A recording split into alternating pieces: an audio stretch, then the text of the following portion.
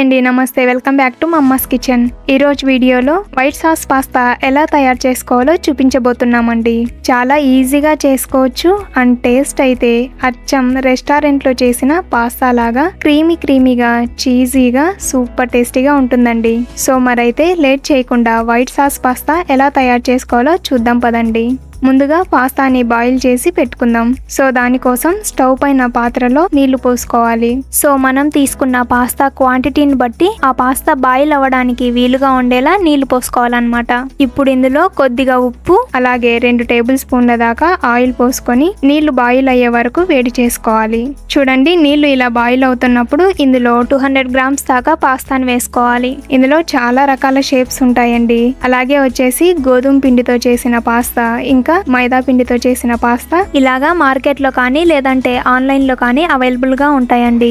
So మీకు ఏది నచ్చితే అది యూస్ చేసుకోవచ్చు. సో పాస్తాని వాటర్ లో వేసుకున్న తర్వాత మీడియం ఫ్లేమ్ మీద పాస్తా ఉడికే వరకు మధ్యలో పాస్తా ఉడికిందో లేదో చెక్ చేసుకుంటూ ఉడికించుకోవాలన్నమాట.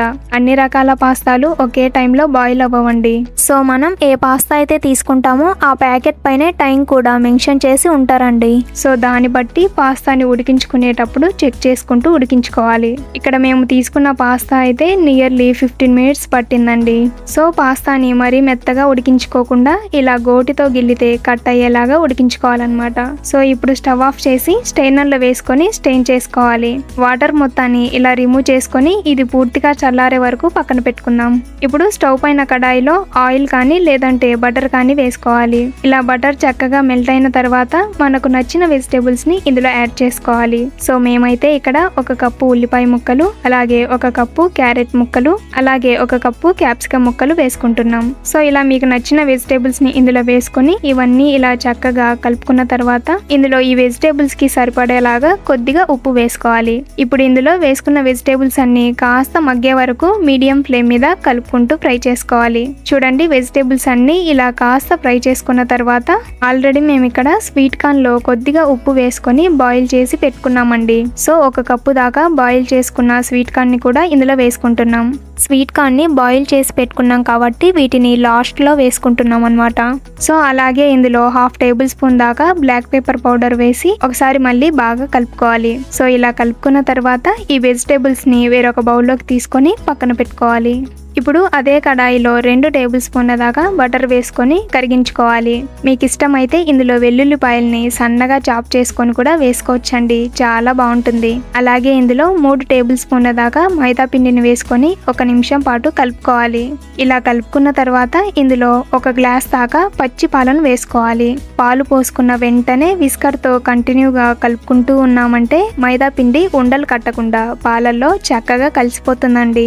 ఈ వైట్ సాస్ కన్సిస్టెన్సీ అనేది మరీ థిక్గా ఉండకూడదు, అలా అని మరీ పల్చగా కూడా ఉండకూడదండి. ఈ మాదిరిగా ఉండాలన్నమాట. మనం ఇందులో పాలు పోసుకునే ముందు మంటని లో ఫ్లేమ్ లో పెట్టుకొని పాలు పోసుకోవాలి. అప్పుడే ఈ వైట్ సాస్ కన్సిస్టెన్సీ అనేది థిక్గా కాకుండా ఉంటుంది. సో మంటని లో ఫ్లేమ్ లోనే పెట్టుకొని ఇందులో 1/2 టేబుల్ స్పూన్ దాకా ఆరిగానో, అలాగే మీరు తినే స్పైసీని బట్టి 1 టేబుల్ స్పూన్ దాకా చిల్లీ ఫ్లేక్స్, అలాగే ముందుగా ఫ్రై చేసి పెట్టుకున్న వెజిటేబుల్స్ ని కూడా వేసి బాగా కలుపుకోవాలి. ఇలా కలుపుకున్న తర్వాత మనం వెజిటేబుల్స్ ని ఫ్రై చేసుకునేటప్పుడు కొద్దిగా ఉప్పు వేసుకున్నాం కాబట్టి ఒకసారి చెక్ చేసుకొని ఇంకా ఉప్పు పడతాది అనుకుంటే రుచికి తగ్గట్టు ఉప్పు వేసుకొని ఒకసారి కలుపుకోవాలి. ఇప్పుడు మంటను మీడియం ఫ్లేమ్ లోకి టర్న్ చేసుకొని ఆల్రెడీ బాయిల్ చేసి చల్లార్చి పెట్టుకున్న పాస్తాని వేసి బాగా కలుపుకోవాలి. బాయిల్ చేసిన పాస్తాని పూర్తిగా చల్లారిన తర్వాత ఇందులో వేసుకున్నామంటే పాస్తా పొడి పొడిగా ఉంటుందండి. సో పాస్తాని పూర్తిగా చల్లారిన తర్వాత ఇందులో వేసుకోవాలన్నమాట. సో ఇలా కలుపుకున్న తర్వాత మీకు ఇష్టమైతే ఇందులో తురుముకున్న చీజ్ ని కానీ లేదంటే చీజ్ స్లైసెస్ ని కానీ వేసుకోండి. చీజీగా చాలా బాగుంటుంది. ఇలా కలుపుకున్న తర్వాత మీకు వైట్ సాస్ మరీ థిక్గా ఉంది అనిపిస్తే ఇందులో కొద్దిగా పాలు కానీ లేదంటే నీళ్లు కానీ యాడ్ చేసుకోండి. మేమైతే ఇందులో మొత్తంగా 1/2 లీటర్ దాకా పాలు పోసుకున్నామండి.